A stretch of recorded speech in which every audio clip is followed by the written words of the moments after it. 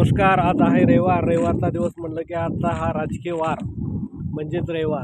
आज आपण थोडंसं जुन्या मातबर नेत्यांच्या पुढच्या पिढीबद्दल थोडंसं बोलूया, जे की दोन्हीचं नाव साम्य आहे. विश्वजित दोन्ही विश्वजित. एक आता पहिला पाहूया विश्वजित नरसिंग जाधव, ज्यांनी धाराशिव जिल्ह्यामध्ये शिवसेना घराघरात पोचवली आणि एक धाराशिव जिल्ह्यामध्ये शिवसेनेचं नाव म्हटलं की नरसिंग अण्णा जाधव यांचं नाव आवर्जून घेतलं जायचं. मातोश्रीच्या अतिशय जवळचे असणारे नरसिंग अण्णा जाधव, त्यांच्या कालखंडामध्ये धाराशिवमध्ये नामांतराच्या प्रकरणानंतरसुद्धा धाराशिवमध्ये 3 आमदार ज्यांनी निवडून आले आणि नरसिंग अण्णा जाधव, ज्यांसाठी शिवसेनामध्ये दबदबा असाय.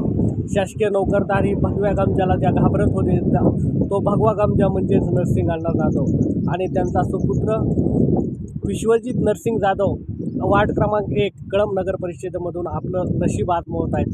अशा या धुरंधर नेत्याच्या सुपुत्राचा भविष्यात काय होणार आहे आणि या नवीन उदय होणार का नगरपालिकेच्या निवडणुकीमध्ये काय होणार, तो सध्याला शिवसेना उद्धव बाळासाहेब ठाकरे गटाचा शहराध्यक्ष आहे आणि तो आपलं नशीब आजमावता.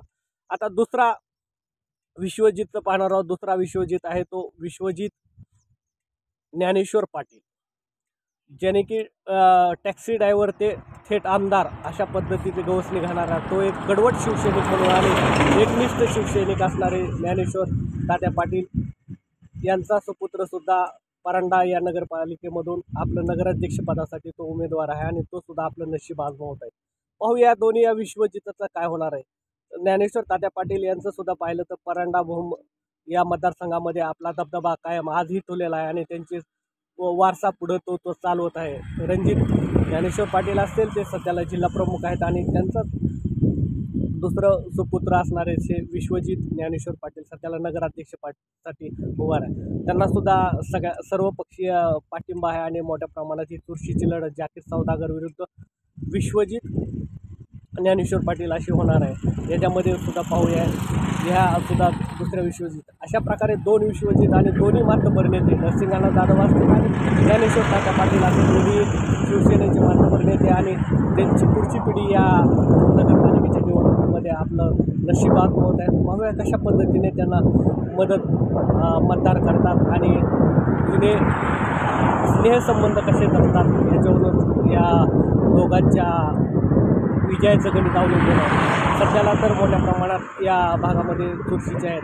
नरसिंग अण्णाचा जो बालेकिल्ला असणारा वाट क्रमांक त्या भागातून तो विश्वजित नरसिंग जाधव उभारलेला आणि दुसरे असणारे विश्वजित ज्ञानेश्वर पाटीलसुद्धा परांडा नगर परिषदेमध्ये नगराध्यक्षपदी उभारला. पाहूया मतदार बंधूंनो, आमच्या चॅनलवर नवीन असाल तर आमच्या चॅनलला जास्तीत जास्त सबस्क्राईब करा, लाईक करा आणि आपल्या भागात सध्याला काय कुणाचं पारडं जड आहे आम्हाला कमेंटमध्ये कळवा.